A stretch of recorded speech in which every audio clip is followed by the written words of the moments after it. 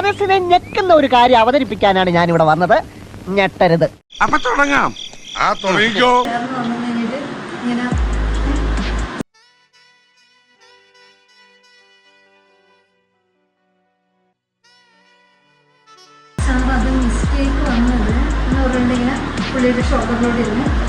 മനസ്സിലാവുന്നുണ്ടാവല്ലോ, മനസ്സിലായില്ലെങ്കിൽ പറയണം കേട്ടോ.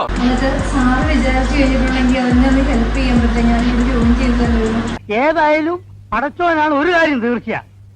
നമ്മൾ വിചാരിച്ചോ നല്ല ഉള്ളി. നിങ്ങളെങ്ങനെ വിചാരിച്ചത്? ഞാൻ വിചാരിച്ചു നല്ലൊരു പെൺകുട്ടിയാണ്. ഓക്കാണ് മോനെ.